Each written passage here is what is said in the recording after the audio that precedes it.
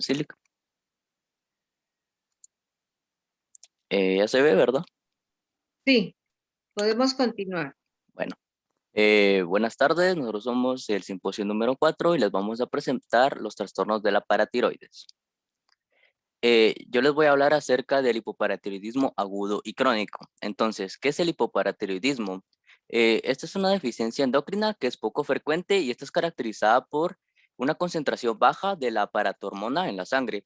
Esto a la vez genera una hipocalcemia una hiperfosfatemia. Esta enfermedad puede llegar a deteriorar la calidad de vida de los pacientes y los pacientes que sean diagnosticados con esta enfermedad van a necesitar una suplencia de calcio y de vitamina D de por vida, ¿verdad? Bueno, la principal causa del hipoparatiroidismo es el adquirido. Este va a representar un 75% de todos los casos que se van a presentar. Esto se debe a una resección quirúrgica de grandes tumores cervicales y estos pueden ser de manera intencional o inadvertida. En los casos de la inadvertida, esto ocurre en casos de extirpación de la glándula de tiroides. También puede ser ocasionada por enfermedades autoinmunes. Estas afectan únicamente la glándula de paratiroides o otras glándulas endocrinas. Así también puede ser ocasionado por trastornos infiltrativos, lesiones metastásicas, exposición a radiación ionizante o sobrecarga de hierro o cobre. Así también puede haber trastornos genéticos, pero estos son un poco menos frecuentes. Bueno, con respecto a su cuadro clínico, en el hipoparatiroidismo agudo y crónico, ambos van a presentar una hipocalcemia que, con alteraciones neuromusculares y neuropsiquiátricas y a la vez también cardiovasculares.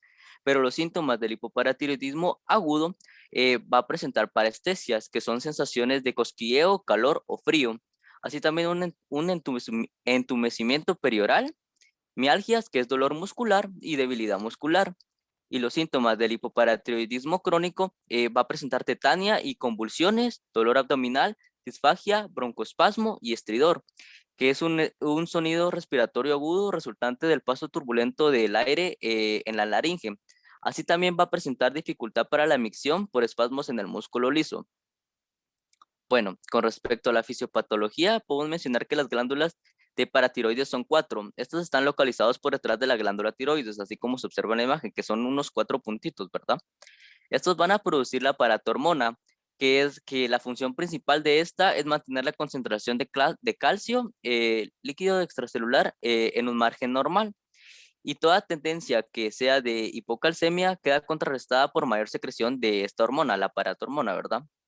Pero, ¿qué ocurre en el hipoparatiroidismo? Acá disminuye la concentración de calcio sérico como resultado de la alteración en la producción o la acción de la paratormona. Esto va a conllevar a una disminución de los niveles de 1,25 dihidroxicolecalciferol e inactivación de los osteoclastos, disminuyendo así la absorción de calcio intestinal y el aporte de calcio del hueso al líquido extracelular. Bueno, con respecto al diagnóstico, para realizar un buen diagnóstico se necesita también hacer una buena anamnesis. Esta se debe realizar muy detalladamente, un interrogatorio muy detallado para descartar en primer lugar la intervención a nivel del cuello o radiación también a nivel del cuello, ¿verdad? Ya que esta es la causa más frecuente del hipoparatiroidismo. En segundo lugar, también se debe consultar la existencia de que otros familiares sean afectados con esto, ya que esto también puede ser una causa. Con respecto a la exploración clínica, esta era enfocada en demostrar la presencia de signos de hipocalcemia latente y también así buscar manifestaciones clínicas de formas específicas de hipoparatiroidismo. En la exploración radiológica, en esta se puede observar el acortamiento de los metacarpianos, metatarsianos, falanges, coxavara, cubitus valgus, genus valgus y calificaciones subcutáneas. Y en los datos de laboratorio se debe realizar calcio total, proteínas totales y fraccionadas, fósforo, magnesio, creatinina, la paratormona y la 25-hidroxivitamina D. Bueno, ahora acerca del tratamiento. El tratamiento acá del hipoparatiroidismo agudo, cuando se presenta una hipocalcemia, se debe dar calcio intravenoso con valores que sean por debajo de los 7,5 miligramos por decilitro. Y también cuando se presenta un déficit de magnesio, se debe dar gluconato de calcio y sulfato de magnesio. Ahora, en el manejo del hipoparatiroidismo crónico, se debe dar calcio y metabolitos de la vitamina D. Así también está probado la paratormona, que también se puede dar en cualquiera de los dos casos. Bueno, con respecto a la evolución del paciente, esto puede dar diversas complicaciones, ¿verdad? Reversibles. Entre estas podemos mencionar ya sea los espasmos, la sensación de hormigueo, ardor, convulsiones, que esto se debe a niveles bajos de calcio, ¿verdad? Pero esto puede ser contrarrestado si se le aplica calcio nuevamente.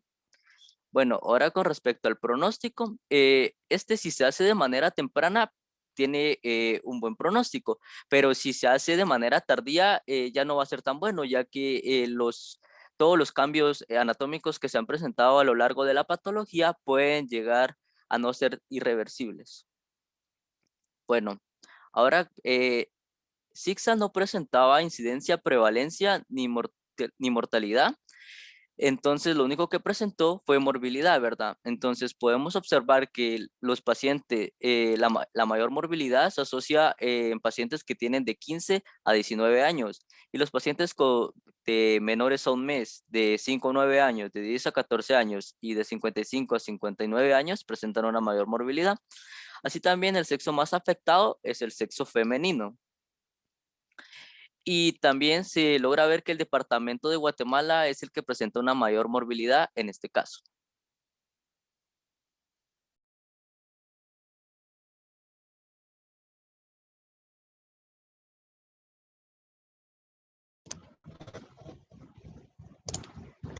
Bien, yo les voy a hablar sobre tetania de tetania paratiroidea y vamos a empezar definiendo qué es tetania. Y tetania es una emergencia médica que es caracterizada por un aumento de la excitabilidad de los nervios, que va a producir espasmos en la musculatura estriada, y esto va a llevar a contracciones dolorosas de los músculos de las extremidades.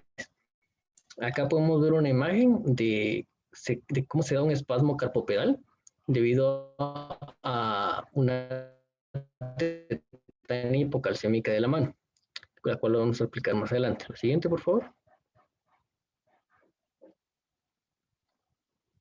Muy bien, entonces la tetania debido a paratiroides, esta se caracteriza porque es una insuficiencia de la secreción de la hormona paratiroidea en la sangre por parte de las glándulas paratiroides, lo cual se va a conocer como hipoparatiroidismo, como bien lo mencionaron antes. Entonces, esta insuficiencia conlleva a una disminución de calcio en sangre, que se conoce como hipocalcemia, y esta condición va a producir una excitación del sistema nervioso, lo cual va a conducir a espasmos musculares y calambres, lo que se conoce como tetania debido a paratiroides. Ahora bien, dentro de las causas, una de las causas principales es la hipocalcemia. Entonces, esta puede darse principalmente por hipoparatiroidismo. También puede darse por inicio de un tratamiento enérgico con vitamina D, así también como el síndrome de mala absorción o bien raquitismo. Otra de las causas es la hipomagnesemia y esto se da porque el control del nivel de magnesio en sangre tiene una relación con los niveles de calcio y potasio, los cuales se ven implicados en la función motora muscular. Otra de las causas es la hiperfosfatemia, y esto que es debido a que un exceso de fosfato en sangre va a tener un efecto directo causando una disminución de tipo competitiva del calcio. Entonces, este desequilibrio de calcio-fosfato va a ser capaz de causar por cascadas metabólicas espasmos musculares. La siguiente, por favor. Ahora bien, en cuanto al cuadro clínico, acá se identifican debilidad muscular o calambres, también contracciones musculares espasmódicas, o bien que el paciente presenta sensaciones de hormigueo en ciertas partes del cuerpo. Entre los signos clínicos de la tetania debido a paratiroides suelen darse por descargas espontáneas que tienen efecto directo en los nervios y existen tres principales signos. El primero es el signo de Trousen, que consiste en producir un espasmo carpopedal. Este espasmo se identifica porque se trata de una flexión característica del codo y una de las articulaciones metacarpofalángicas de la muñeca, reduciendo la circulación del antebrazo mediante la compresión de un tensiómetro, como bien se puede ver en esta imagen. Entonces, para decir que el signo es negativo, esta compresión debe conservarse por más allá de 3 minutos y debe ser característico de que sea por encima de la presión sistólica del paciente. Otro de los signos es el signo de Chopstick. Este consiste en espasmos faciales que son desencadenados por un golpe suave en los nervios faciales.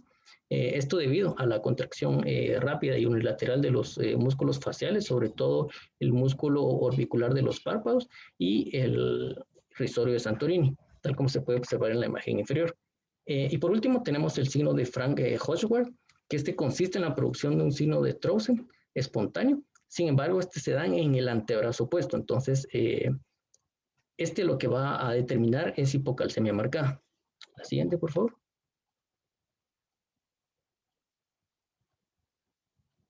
Ahora bien, en la fisiopatología de la tetania paratiroidea, el inicio patológico de esta tetania inicia por un descenso en la síntesis de la hormona paratiroidea y ya como habíamos mencionado antes, esta hormona va a actuar como un agente de regulación para los niveles de calcio en sangre. Entonces, cuando se produce hipocalcemia, las concentraciones extracelulares van a descender a valores inferiores de los normales, entonces el sistema nervioso se hace progresivamente más excitable. Debido a este fenómeno, se aumenta la permeabilidad de la membrana neuronal a los iones de sodio y va a permitir un inicio rápido de los potenciales de acción. Entonces, cuando la concentración plasmática de calcio es aproximadamente un 50% menor de lo normal, las fibras nerviosas periféricas se van a volver tan excitables que comienzan a generar descargas de manera espontánea. Entonces, estas descargas pasan a los músculos y provocan una contracción muscular tetánica. Como ya habíamos mencionado, esto es causado por hipocalcemia, llegando a causar convulsiones por un aumento de la excitabilidad del cerebral, lo que en consecuencia va a producir espasmos, como el espasmo carpopedal. La siguiente, por favor. Ahora bien, dentro del diagnóstico, en el interrogatorio, se pretende que los individuos hablen sobre su debilidad muscular o calambres, también contracciones musculares espasmódicas, o bien sensaciones de hormigueo en los labios, lengua, cara, piernas, dedos de las manos y de los pies. Ahora bien, para el examen físico, acá es indispensable determinar a los individuos el rango de movimiento limitado de las extremidades, así también como un decremento del control muscular y reflejos anormales. Acá es indispensable identificar los signos de Trousseau, signo de Chopstick y el signo de Frank Hochwald. Ahora bien, para las pruebas de laboratorio, los exámenes de laboratorio comprenden la medición de las concentraciones séricas de calcio, calcio iónico, magnesio, vitamina D, fósforo y la hormona paratiroidea. Entonces, durante la tetania paratiroidea, esta se va a caracterizar por un calcio sérico bajo y un fosfosérico alto. Y para complementar el diagnóstico, se utilizan exámenes de gabinete. Acá se puede utilizar el electromiograma. Entonces, durante este se van a mostrar anormalidades en la conducción eléctrica de los músculos y también de la actividad de los nervios. Entonces, este examen va a ayudar a diferenciar entre tetania de otras complicaciones neuromusculares. En el caso de la tomografía computarizada, esto lo que va a ayudar es a identificar presencia de depósitos de calcio, sobre todo en los ganglios basales. Siguiente, por favor. Ahora bien, el tratamiento. El tratamiento va a tratar principalmente la causa desencadenante de tetania, que en este caso es el hipoparatiroidismo, y para ello se pretende lograr estabilidad de las hormonas paratiroideas y es de elección la administración de un tratamiento por medio de una inyección de hormonas. En este caso presentamos el ejemplo de Natpara. Ahora bien, para tratar la hipocalcemia, entonces acá para tratar la hipocalcemia aguda vamos a tratar con gluconato de calcio o bien calcio elemental, como bien se había mencionado antes. Y en el caso de la hipocalcemia crónica, acá se utilizan suplementos de calcio oral acompañados de vitamina D. Respecto al tratamiento no farmacológico, este es principalmente la dieta y aquí es recomendable aumentar la ingesta de alimentos ricos en calcio, como pueden ser lácteos o sus derivados, así también como otros alimentos como frijoles, algas, además de algunos mariscos como sardinas y salmón que también contienen altos valores de calcio. Siguiente, por favor. Muy bien, en cuanto a la evolución y el pronóstico, la evolución se da por descensos de valores inferiores a los normales de calcio, lo cual va a causar que exista una mayor permeabilidad de la membrana neuronal y va a permitir inicios rápidos de potenciales de acción, haciendo que las fibras se vuelvan tan excitables y generen descargas espontáneas. Entonces, estas descargas van a pasar a los músculos y van a generar esa contracción muscular tetánica. Ahora bien, en cuanto al pronóstico, la tetania paratiroidea suele ser bueno, pues la causa más frecuente es la afección de la paratiroides tras una tiroidectomía y el paciente está controlado. Luego de la administración de tratamiento, como ya habíamos mencionado, para tratar hipocalcemia y restaurar los niveles de calcio, es de esperar que la tetania se detenga. La siguiente, por favor. Bien, en cuanto a los datos estadísticos, debido a tetania paratiroidea, en Guatemala, CIGSA únicamente muestra morbilidades asociadas a dicha patología y se registran datos del 2017 al 2020 que únicamente se han presentado 46 casos en Guatemala. Y la morbilidad de tetania debido a paratiroides se identifica una mayor morbilidad en el rango de edad que comprende entre 40 a 44 años y una menor morbilidad en rangos de 0 a 14 años. Ahora bien, la morbilidad asociada por sexo, el género más afectado son las mujeres con 79% y los hombres apenas con 29%. Y por último tenemos que el departamento más afectado es el de Guatemala con 12 casos y el que menos ha presentado es el departamento de Sololá. Eso es todo.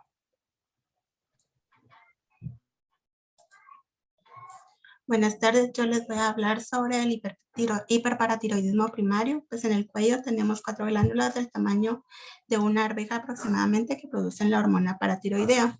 Entonces, este hiperparatiroidismo primario va a ser un trastorno en el que una glándula paratiroidea se va a volver hiperactiva y va a producir un exceso de la hormona paratiroidea, lo cual va a dar un aumento de calcio en sangre y orina y lo que nos puede provocar va a ser osteoporosis y cálculos renales.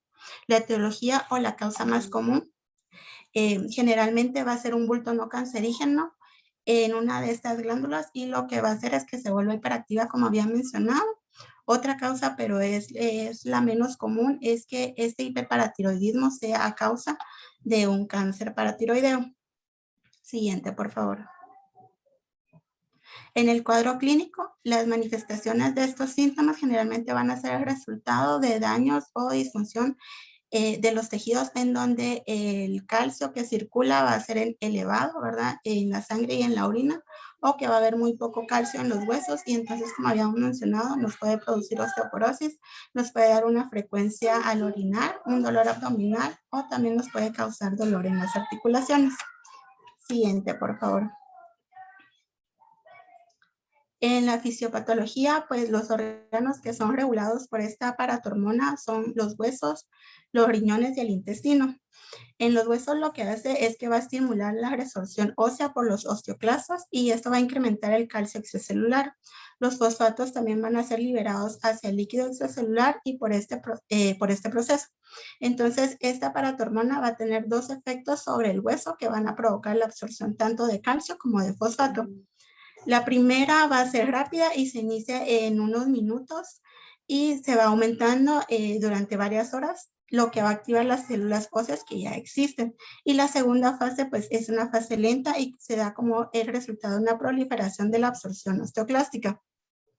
Ahora en el riñón lo que va a hacer que inhibe la reabsorción tubular del fosfato, en donde el fosfato sérico va a disminuir y entonces esto va a hacer que se incremente el nivel de calcio en el suero y esto va a activar a la enzima del riñón, a la alfa-1 hidroxilasa que va a convertir a la vitamina D en el calcitrol. Entonces esta paratormona va a aumentar indirectamente la absorción de calcio en el intestino y va a hacer que se aumente la formación de 1.25 dihidroxicolecalciferol a partir de la vitamina D. Entonces también va a haber una tendencia a que se formen cálculos renales, ya que debido al exceso de calcio y de fosfatos que son absorbidos en el intestino o de los que son movilizados desde el hueso, deben ser excretados por los riñones, lo que va a hacer que esta elevación se aumente en la orina, ¿verdad? Y como consecuencia se van a formar los cristales de fosfato cálcico que van a precipitar en los riñones y eso pues va a generar los cálculos renales. Siguiente, por favor. Entre el diagnóstico, pues tenemos los exámenes de laboratorio, ¿verdad? Se puede hacer análisis de sangre para ver hipercalcemia, si hay un aumento del calcio iónico o una concentración de la paratormona para ver si esta se encuentra aumentada. En el análisis de orina, pues este se realiza para ver el aumento de la eliminación de calcio y de fosfato por la orina. También para conocer si hay hematuria microscópica en caso de que haya urolitiasis o proteinuria leve en caso de que haya nefritis intersticial. Entre los exámenes de gabinete se puede realizar una ecografía que va a dar a conocer imágenes de las glándulas paratiroides para detectar si estas se encuentran aumentadas de tamaño. En la imagen a su derecha pues tenemos una adenoma de paratiroides y en las flechitas azules pues se puede notar que la glándula pues se encuentra aumentada. Siguiente, por favor.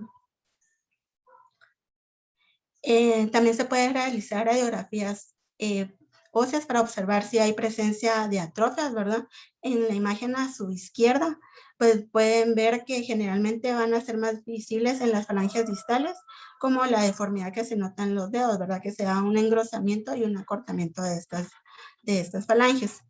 También se puede realizar radiografías abdominales, esto con el fin de observar si hay urolitiasis, o sea, depósitos de calcio en el páncreas, o si hay calcificaciones en los músculos u otros tejidos blandos. También se pueden realizar densitometrías óseas que van a proporcionar información sobre la severidad de la enfermedad ósea, y estas pues se deben realizar en la columna lumbar, en las caderas y en los antebrazos. Siguiente, por favor. Entonces vamos a tener dos criterios diagnósticos, el hiperparatiroidismo primario clínico, que vamos a conocer síndrome hipercalcémico, si hay destrucción ósea, si hay alteración de los estudios bioquímicos, y para esto pues se necesita realizar las pruebas radiológicas óseas antes mencionadas y las pruebas de función renal. O también se puede dar por hiperparatiroidismo primario asintomático, que es solo cuando se sospecha que hay una elevación de la concentración sérica de calcio o que esté aumentada la concentración sérica de la paratormona. Siguiente, por favor. El tratamiento, pues hay dos, ¿verdad? El farmacológico y el quirúrgico. El farmacológico, pues va a ir enfocado a la reposición de la deficiencia de la vitamina D, ya que esto lo que hace es disminuir la concentración sérica de la paratormona y esto no va a elevar la calcemia ni la calciuria. Entonces tenemos medicamentos como los calcimiméticos y estos van a aumentar la sensibilidad de los receptores de calcio al calcio extracelular y se emplea en caso cuando hay una contraindicación para el tratamiento quirúrgico. Este medicamento lo que hace es inhibir la secreción de la paratormona. También están los bisfosfonatos que se utilizan con el fin de inhibir la resorción ósea por los osteoclastos. El tratamiento quirúrgico, este es el tratamiento de elección. Este se va a realizar siempre y cuando no haya una contraindicación y esto se decide a base de manifestaciones clínicas. Y en este tratamiento, pues es posible extirpar uno o varios adenomas, dependiendo de cuántos hayan en las glándulas. Siguiente, por favor. La evolución, esta enfermedad, pues es escasamente asintomática, ¿verdad? Pero ya vimos que puede tener complicaciones asociadas a la osteoporosis o a la urolitiasis. Entonces, si se encuentra en una fase temprana, pues esta enfermedad no va a corresponder a casos agresivos. En el pronóstico, si el paciente es tratado quirúrgicamente, pues el pronóstico generalmente va a ser favorable, pero hay que tomar en cuenta también que si el paratiroidismo primario es a causa del cáncer paratiroideo, pues vamos a tener 3 escenarios, en donde 1 de cada 3 de los casos va a tener una curación completa, 1 de cada 3 va a sufrir una recaída de la enfermedad y 1 de cada 3 va a tener un curso agresivo con progresión rápida. Siguiente, por favor.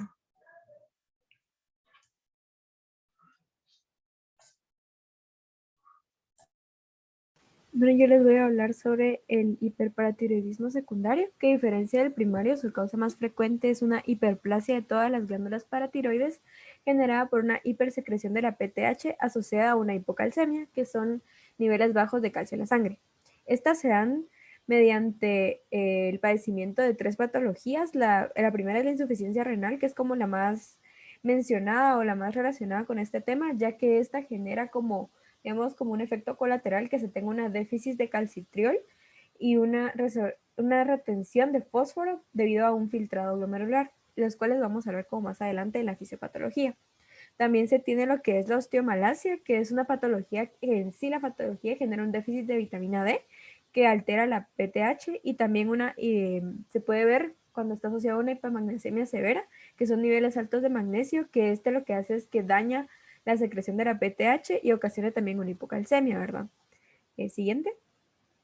Pues como sabemos, el papel principal aquí es del calcio, entonces no es de extrañar que todos sus cuadros clínicos estén manifestados a lo que serían síntomas esqueléticos y extraesqueléticos. Entre estos se encuentran el dolor óseo, el prurito, que está más asociado a lo que son como la deficiencia de vitamina D, la osteodistrofia renal y la destrucción de las trabéculas óseas. Esta destrucción está asociada porque la PTH lo que hace es que estimula a los osteoclastos, que como sabemos los osteoclastos son del sistema óseo, son aquellas células que remodelan, degradan y reabsorben los huesos, ¿verdad? En siguiente. Pues ya para hablar como de la fisiopatología, primero hay que entender que la función de la PTH o la paratormona es llevar como las concentraciones de calcio en equilibrio y que tanto la PTH como el calcio se autorregulan entre sí. Entonces existe como que no un equilibrio. Cuando este equilibrio se rompe es que ocurre este hiperparatiroidismo secundario y ocurre mediante 4 factores principales. El primero puede ser el calcio y sus receptores. El calcio pues de forma como muy sencilla, el calcio es el que inhibe del 50 al 60% de la secreción de la PTH o la paratormona. Como hay una deficiencia de calcio, este no puede venir e inhibir a la paratormona. Entonces lo que hace es que como no está inhibida, aumenta su secreción. En cuanto a lo que sería aún como un nivel más profundo, se ha visto que las personas que tienen un hiperparatiroidismo secundario generan anormalidades en sus receptores. Esta anormalidad en sus receptores se da mediante como 2 mecanismos. Uno es que no es, la expresión de estos receptores no está como tan fuerte, entonces hay muy poquitos receptores y no pueden captar como que de una forma correcta el calcio en la sangre. Y la otra es que sí tienen los receptores, pero no son tan sensibles al calcio como deberían. Entonces como que el cuerpo cree que no hay calcio y secreta más la PTH, cuando en realidad sí hay. Otro tema que hay que tocar también es el calcitrol y la vitamina D. El calcitrol es la forma activa de la vitamina D y esta es su función principal, digamos, o la más conocida, es el hecho de que ayuda a la reabsorción del calcio a nivel del gastrointestinal. Entonces, cuando hay un déficit de este, no puede absorberse el calcio y por lo tanto existe una hipocalcemia y se secreta la PTH. A un nivel como más directo, también actúan sobre las células de la paratiroides, inhibiendo su síntesis a un nivel del ARN mensajero. Y con esto disminuyen su secreción, pero como hay una deficiencia, no pueden inhibir su secreción, entonces aumenta. Después tenemos los fibroblastos 23 y el fósforo, que actúan como una forma muy parecida y es de una forma indirecta, ya que estos, digamos que ellos tienen un papel importante en lo que sería la inhibición de la activación de la 1-alfa-hidroxilasa, que es aquella enzima que activa a la vitamina D. Entonces, como no la activan, esta vitamina no puede reabsorber el calcio a nivel gastrointestinal y ocurre una hipersecreción también. Adicional, el fósforo se ha visto que tiene como una interacción directa con la PTH, pero aún no se conocen como receptores o a cuáles receptores son los que estimula para generar el hiperparatiroidismo. Siguiente, por favor. Esto es como una como general de todo lo que hablé. Esto es como el funcionamiento normal y el otro es el anormal con todas sus deficiencias y cuando no son como tan sensibles al calcio. Siguiente, por favor. En cuanto al diagnóstico, pues se da mediante 3 exámenes. El examen físico que se realiza en el cuello del paciente colocándolo con una ligera hiperextensión y se explora las secciones longitudinales, anteroposteriores y la cabeza se tiene que rotar a 45 grados. Esto es básicamente para ver de forma exploratoria la anatomía de la paratiroides, pero se utiliza como digamos, como referencia a la tiroides, porque las paratiroides están como encima de la tiroides. Después se utilizan los exámenes de laboratorio en donde se determina el calcio, el fósforo y la PTH. El calcio pues no tiene que ser menor de 8.5 miligramos por decilitro en el calcio total y no menos de 4 miligramos por decilitro en el calcio iónico. En la determinación del fósforo no debe superar de los 4.5 miligramos por decilitro y en la determinación de la PTH no tiene que pasar de 60 picogramos por mililitros. En los criterios diagnósticos pues se tiene que si está aumentada la determinación de PTH y el calcio está muy bajo, se puede decir que el paciente tiene un hiperparatiroidismo secundario. En cuanto a exámenes de gabinete, se tienen ecografías cervicales, dopplers y gamografías utilizando radioisótopos con el fin, digamos que, o sea, se ven como diferentes imágenes, pero el fin en sí de los exámenes de gabinete son la evaluación de la localización, el tamaño y el funcionamiento de la glándula paratiroides. Siguiente, por favor. Y aquí es como cómo se miraría cada uno de los exámenes de gabinete, pero solo miran como la anatomía en sí. Siguiente, por favor. En cuanto al tratamiento, pues se da mediante 3 puntos de vista, digámoslo así. En cuanto al primero es la optimización de los niveles de fósforo sérico, como está muy elevado, lo que se busca es reducirlo. Entonces estos tratamientos lo que hacen es que forman un precipitado con el fósforo que lo hace imposible ser reabsorbido por el intestino, y de esta forma como que descienden los niveles en sangre. Otro es la administración de vitamina D y análogos, que lo que hace es que la deficiencia, compensar la deficiencia que uno tiene en el cuerpo de esta vitamina. Y en cuanto a los controles de nivel de calcio sérico en sí, se utilizan también lo que se llaman calcimiméticos, que son los que se unen alostéricamente y activan a los receptores de calcio, aumentando su respuesta hacia el calcio sérico, ¿verdad? Siguiente. Gracias. En cuanto a lo que es la evolución, pues la evolución, lo que sucede con esto es que como está involucrado el calcio, ¿verdad? Como nosotros ya sabemos, el calcio está involucrado en muchísimos sistemas del cuerpo. Entonces, a largo plazo, ocurre una falta de calcio en los huesos y un exceso en el torrente sanguíneo. Entonces, se asocia más con lo que sería osteoporosis, cálculos renales, enfermedades cardiovasculares y un hipoparatiroidismo neonatal si la mujer si está embarazada, ¿verdad? Y en cuanto al pronóstico de la enfermedad, pues igual a largo plazo, la glándula se vuelve refractaria a los niveles de calcio y vitamina D. Eso quiere decir que no es sensible a calcio o a vitamina D, aunque haya como en un montón, él ya no es sensible a esto y sigue manteniendo una alta producción de la hormona PTH. Algo parecido a lo que ocurriría en hiperparatiroidismo primario. Siguiente, por favor. Pues en cuanto a lo que son las estadísticas, en Guatemala no se encuentran como estadísticas específicas de lo que sería un hiperparatiroidismo primario y secundario, entonces nos lo dieron como junto. En cuanto a esto, pues podemos decir que la frecuencia según edad del hiperparatiroidismo es entre los 30 a 34 años de edad, donde más se dio, y donde menos se da es de 5 a 9, de 10 a 14, de 45 a 49 y de 55 a 59 años.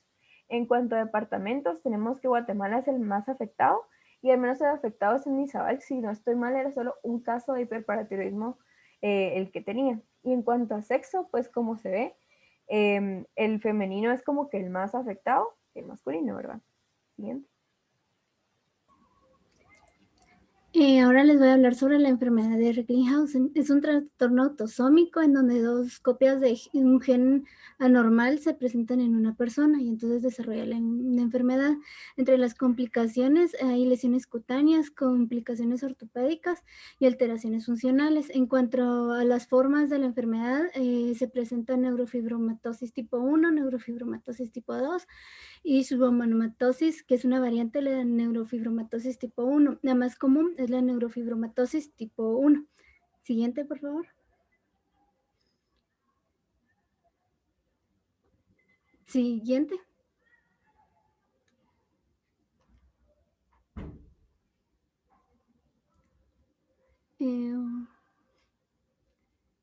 Pasamos a las, ahí estamos. Entre las causas es una mutación genética o una mutación adquirida, en donde la mutación se da en la neurofibromina 1, que es el NF1, que se encuentra en el cromosoma número 17. La NF1 produce neurofibromina que regula el crecimiento celular, entonces si tiene una mutación, las células crecen sin control. También se da una mutación en el gen NF2, en el cromosoma 22, que este gen suprime los tumores. Entonces, si existe una mutación, pues los tumores también comenzarán a crecer sin control. Siguiente. En cuanto al cuadro clínico, se dan manifestaciones en la piel con manchas café con leche, también manifestaciones oftalmológicas, que son movimientos involuntarios del glóbulo ocular, pérdida de la visión y sangre en la cámara del ojo, como se puede observar en la imagen. También se dan neurológicas, que son los neurofibromatomas periféricos y espinales, como se puede ver en la imagen, que son como lunares o pedazos de carne así bien grandes, ¿verdad? También se dan esqueléticas, que es cosquilleo, entumecimiento y baja estatura. En los vasos, que se presenta presión arterial alta, movimientos, niveles elevados de proteínas en la orina. Y los endocrinos son presión arterial alta también, dolor en la cabeza, sudoración intensa, palidez en la piel y pubertad precoz. Siguiente. En cuanto a la fisiopatología, El gen del codifica la neurofibromina 1 se localiza a lo largo del brazo del cromosoma 17. Entonces, este gen se expresa en varios tipos de células, pero principalmente en las neuronas, en las células gliales, en las células de Schwann y en los melanocitos. Las neurofibromas se desarrollan a partir de la vaina nerviosa. La neurofibromina 1 pertenece a la familia de las GPasas y tiene la función de convertir la GTP-RAS en GDP-RAS y por lo tanto sirve como reguladora de señal para la proliferación y diferenciación celular. Se ha encontrado también que la NF1 regula positivamente los niveles de AMP cíclico, la cual también es un regulador de la proliferación y diferenciación celular. La pérdida de la función de esta proteína anula la regulación y pues da lugar a una proliferación descontrolada. Esto ha permitido que se desarrolle también la teoría de la función de la NF1, que ocurre inicialmente solo en el alelo y existe una mutación y habiendo una proliferación de los melanocitos. Siguiente.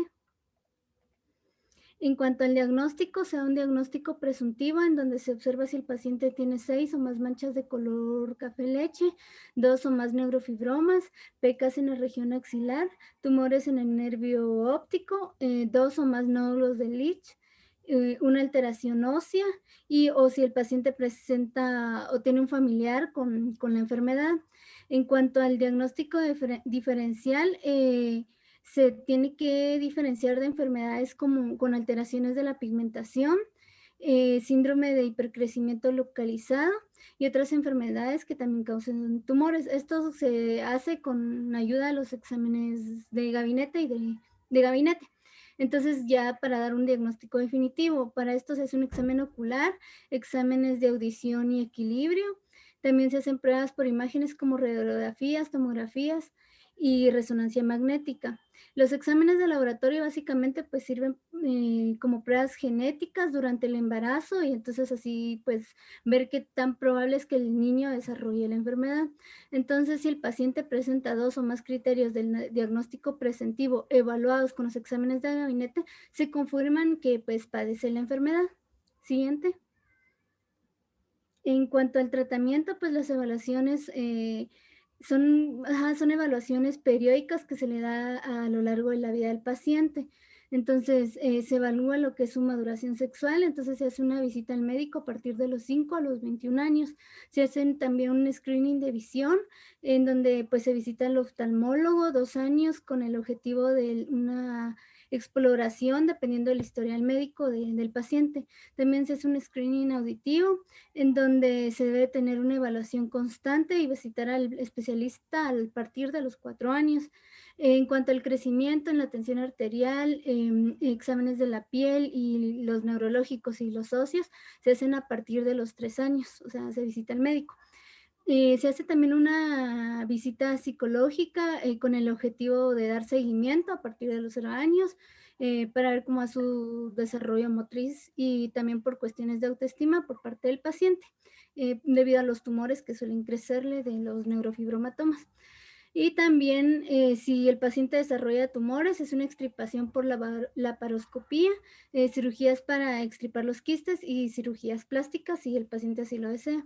En cuanto al tratamiento farmacológico, pues actualmente no existe ningún tratamiento específico. O sea, lo que se hace es un acompañamiento clínico o una intervención quirúrgica para las lesiones neurofibromatosas, cuando estas interfieren con la estética o cuando existe posibilidad evidente de un desarrollo de un tumor maligno. El tratamiento pues debe enfocarse en muchos sistemas del organismo del paciente, así que pues debe visitar a diferentes especialistas. Siguiente. En cuanto a la evolución y el pronóstico, un 10% de los pacientes presenta riesgo de transformación maligna, o sea, cáncer, cuando son adolescentes o adultos jóvenes, sobre todo si el neurofibroma afecta a varios nervios simultáneamente, pero con un temprano diagnóstico, los pacientes pues generalmente tienen una buena calidad de vida y ya que tienen un seguimiento coordinado con médicos especialistas, siendo el neuropediatra el médico de referencia. Y entonces ya con un buen manejo se le dará al paciente un pronóstico de vida favorable. Siguiente. En cuanto a las incidencias, se puede observar en la gráfica número 1 que el departamento con más casos es Guatemala, seguido por Jalapa y Huehuetenango, con 29, 23 y 30 y 20 casos respectivamente. También se puede observar en la pirámide poblacional en que las pacientes femeninas son las que tienden a padecer más la enfermedad que los hombres, una relación de 84% que prevalece más en mujeres y en un 16% en hombres. Y por último, se ve que en el año 2018 y 2019 fueron los años que más casos fueron reportados en Guatemala. Siguiente. Bueno, en cuanto al síndrome hipercalcémico agudo, este se define por un aumento de la concentración de calcio sérico superior a 10.5 a 11 miligramos por decilitro y una concentración de calcio iónico libre superior a 1.35 milimol por litro. Es mucho más frecuente en los adultos que en niños. Siguiente, por favor. En la causa principal es el hiperparatiroidismo. La causa más frecuente en hiperparatiroidismo primario son adenomas, hiperplasia paratiroidea y neoplasias. En estas condiciones las concentraciones de hormona paratiroidea están elevadas. También por enfermedades granulomatosas como sarcoidosis, tuberculosis y linfoma. Siguiente, por favor. Dentro de las neoplasias malignas, en la tabla podemos observar que el 35% de los casos está asociado a cáncer de pulmón, el 25% a cáncer de mama y el 14% a mieloma múltiple. Estas son las causas más frecuentes de hipercalcemia tumoral. Siguiente, por favor. En cuanto al cuadro clínico, los síntomas son inespecíficos, de manera que es difícil saber si se debe a ella o a la enfermedad de base que la determina. Las manifestaciones digestivas como el estreñimiento, anorexia, náuseas y vómitos, pirosis retroesternal, úlcera péptica, pancreatitis son las primeras en aparecer. En orden de frecuencia le siguen manifestaciones renales, síntomas neuromusculares, musculoesqueléticos, cardiovasculares e incluso hasta manifestaciones somáticas como la pérdida de peso, retardo de crecimiento. Siguiente, por favor. Bueno, en el mecanismo fisiopatológico, el 98% del calcio está en forma de hidroxiapatita en el tejido óseo y el 2% está libre. Si hay un aumento o una disminución en este porcentaje libre, se contribuye a la aparición de trastornos clínicamente manifiestos. Siguiente, por favor. Bueno, la concentración de calcio se mantiene gracias a la interacción de 3 hormonas, la paratifoidea, calcitriol y calcitonina. En la imagen de la derecha se puede observar que en respuesta a bajos niveles de calcio, las glándulas paratiroides liberan la PTH, con el fin de elevar sus concentraciones de calcio a través de un aumento en la resorción ósea, aumento en la reabsorción renal y un aumento en la síntesis de vitamina D3, al activar la 1-hidroxilasa renal, estimulando principalmente la absorción de calcio. Solo vamos a hacer la corrección de que no es la hormona paratifoidea, sino que es la hormona paratiroidea. Paratiroides, perdón, sí. Por favor. Ajá, perdón. Bueno, entonces aquí principalmente se hace la absorción de calcio en el intestino mediante la translocación del canal calvindina a la membrana apical celular. En la otra imagen podemos observar que la calcitonina es el principal mediador que disminuye las concentraciones de calcio mediante mecanismos opuestos a los previamente descritos. La secreción de calcitonina va a corregir cuadros de hipercalcemia. Siguiente, por favor. En el diagnóstico, el primer paso es una adecuada historia clínica, que va a incluir una historia familiar de hipercalcemias. Con el examen físico se va a completar la historia clínica del paciente. Se va a buscar evidencias de neoplasias primarias en el pulmón o la mama, y también hay hipertensión arterial. También se va a buscar si hay hipertensión arterial, arritmias cardíacas y se valora el estado neurológico.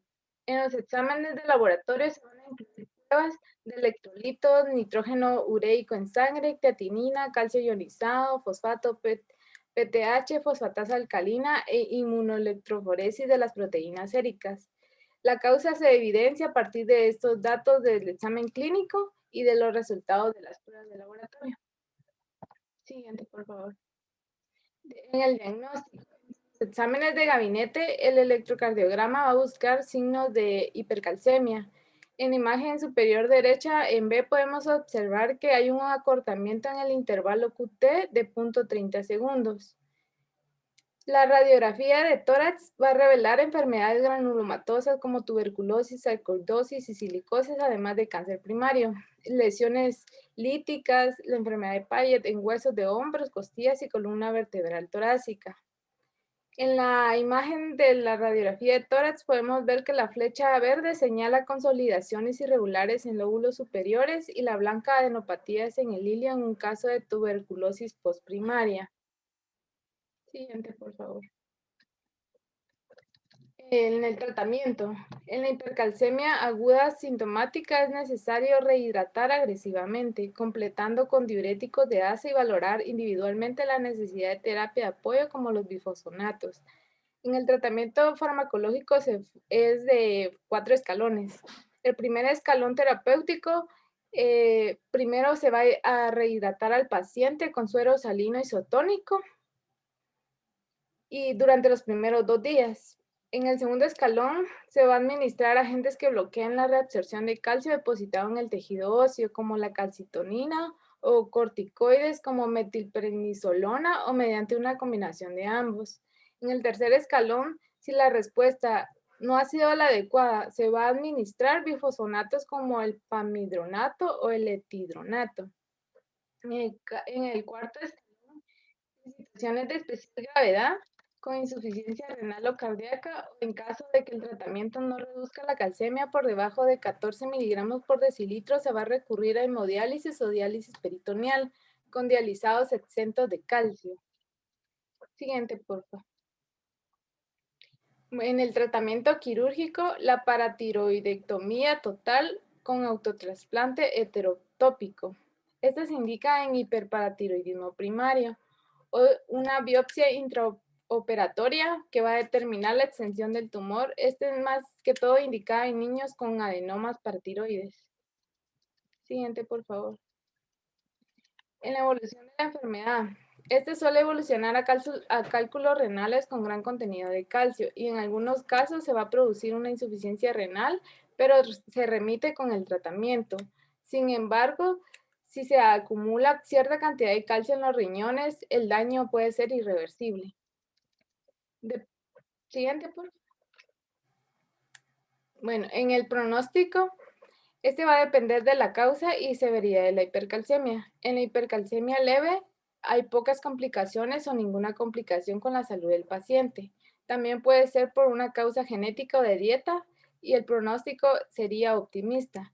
Por una cuestión médica diferente, el pronóstico va a depender de la salud del paciente en general y de la enfermedad en particular. Siguiente, por favor. Bueno, en cuanto a morbilidad en Guatemala, por síndrome hipercalcémico de los años 2017-2020, podemos observar que los departamentos de Guatemala con mayor morbilidad son Quetzaltenango con 24 casos para el año 2019 y para el 2018 presentó 10 casos. Y los de menor morbilidad son Sololá, Baja Verapaz y Escuintla con aproximadamente 3 y 4 casos. En Escuintla 4 casos y en Baja Verapaz 3. En la gráfica morbilidad por sexo es más común en la población masculina con un 53% de casos y en morbilidad por grupo etario el rango de edades más afectado es de 30 a 34 años de edad.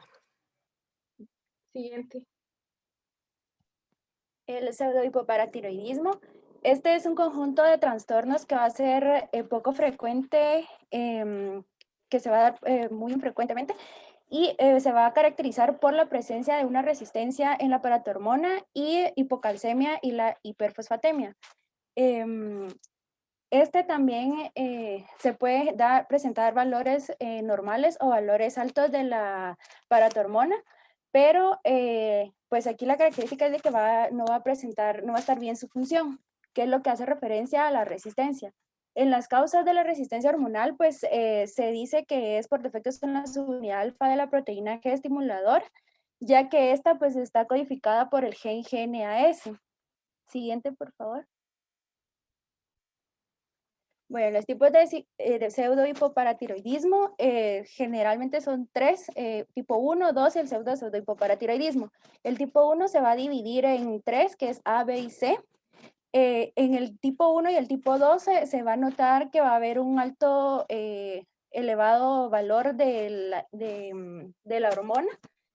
Va a haber hipocalcemia e hiperfosfatemia. En el caso del pseudohipoparatiroidismo, pues se va a encontrar normal en respecto a la hormona, al calcio, niveles de calcio y de fósforo. Aquí lo que se va a distinguir va a ser en el caso del gen HO, que significa osteodistrofia hereditaria de Albright, que va a determinar la presencia de este tipo de pseudohipoparatiroidismo. Cuando se realiza el test la respuesta al AMP cíclico respecto al tipo 1 va a ser disminuido, pero en el tipo 2 va a ser normal, al igual que el pseudohipoparatiroidismo.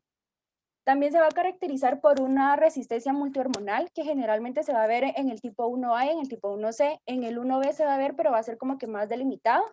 En el tipo 2 va a ser más que todo en la paratormona, y en el caso del pseudohipoparatiroidismo pues no va a haber resistencia hormonal. Respecto a las causas que se había mencionado que era genético, pues va a haber un defecto en el GNAS. En el caso del tipo 1 va a ser heredado de parte de la madre. En el 1A y en el 1C va a ser por una inactivación del GNAS, y en el caso del 1B pues va a ser por una mutación en la metilación del locus del GNAS. En el caso del pseudohipoparatiroidismo va a ser a partir del lado paterno, y en el caso del tipo 2 pues no se ha encontrado actualmente una causa al respecto. Siguiente, por favor. En el cuadro clínico, pues como se mencionó anteriormente, había una presencia del gen AHO, que era la osteodistrofia hereditaria de Albright, pero lo voy a mencionar así abreviado, AHO, que iba a estar presente en el tipo 1A, 1C y en el pseudohipoparatiroidismo. Este se va a caracterizar por la obesidad, por la estatura baja, por calcificaciones cerebrales, ossificaciones subcutáneas, la disminución también a nivel cognitivo, va a haber también cuello corto y cara redonda. Eso es lo que refiere al conjunto de trastornos. Sin embargo, pues también se pueden presentar otro tipo en el cuadro clínico, como los calambres, los espasmos, la dificultad para quedar embarazada, entre otras. Siguiente. Antes que se me olvide, también está la braquidactilia, que es otra parte de este fenotipo de la HO, que es cuando no se desarrolla bien los metacarpos. Ahora sí, siguiente, por favor. Respecto a la fisiopatología, pues hay que recordar, o sea, como que los puntos claves, que es la resistencia hormonal y la mutación en el gen. El funcionamiento de esta hormona, al igual que otras, va a ser que se une el receptor que está acoplado a la proteína G, que tiene la subunidad alfa, beta, gamma. La alfa, pues, que es la que va a ir a estimular la adenilato ciclasa, que junto con el ATP, pues, va a producir el AMP cíclico, que va a ir a activar después a la proteína quinasa. La parte de la mutación pues tiene que ver como se había mencionado, en que la proteína G está codificada por el gen GNAS. Entonces, como ahí en el cuadro también se indica el defecto, en la columna del defecto genético, de dónde era que provenía, en el caso del 1A y el 1C que se había mencionado, que eran inactivantes por la metilación en el imprinting, y en el pseudohipoparatiroidismo, pues que era igual de parte del padre. Siguiente, por favor. En el caso del diagnóstico, pues se utiliza los exámenes clínicos, o sea, se hace se evalúan los valores de calcio, fósforo y de la paratormona. También se toma en cuenta el cuadro clínico con el fenotipo del AHO. Se utiliza también las pruebas genéticas, que es como que el determinante para ver si hay una mutación o no, y si la hay, de parte de dónde proviene, si paterno o materna, y dónde se encuentra la mutación. También se realiza una tomografía axial computarizada para evaluar las calcificaciones intracraneales. Se realizan rayos X para ver la braquidactilia y la presencia de osificaciones subcutáneas. Siguiente, por favor. En el tratamiento, pues básicamente es para mantener los valores normales de los iones que se habían mencionado. Se administra gluconato de calcio en dosis de 0,7 a 1,8 mil equivalentes de calcio por vía intravenosa. Se utiliza el alfa-calcitriol o calcitrol, ¿verdad? A dosis de 0,25 miligramos vía oral, que comercialmente se conoce como etalpa. La hormona de crecimiento para los que presentan estatura baja, con dosis de 0,054 miligramos kilogramos por día, que también comercialmente pues, se encuentra como somatropina o genotropin. Siguiente, por favor. Bueno, respecto a la evolución, se recomienda que se realice un control de lo que es el calcio, la protohormona y el fósforo. En el caso de los adultos se recomienda una vez al año y en el caso de los niños cada 6 meses. El pronóstico sería favorable si se logra mantener estos niveles y el paciente sigue el tratamiento adecuado y los cuidados adecuados. Pues se puede decir, puede llevar una vida normal. En el caso de que no se logre controlar por ejemplo, en el calcio, puede llegar a darse complicaciones como convulsiones o trastornos hormonales. Y la incidencia, pues como se mencionó anteriormente, esta es una enfermedad muy rara, entonces aquí en Guatemala del año 2018 a la presente fecha, pues no se ha reportado ningún caso y pues a nivel internacional se habla de una incidencia, más o menos de un paciente. Siguiente, por favor. Y solamente, muchas gracias.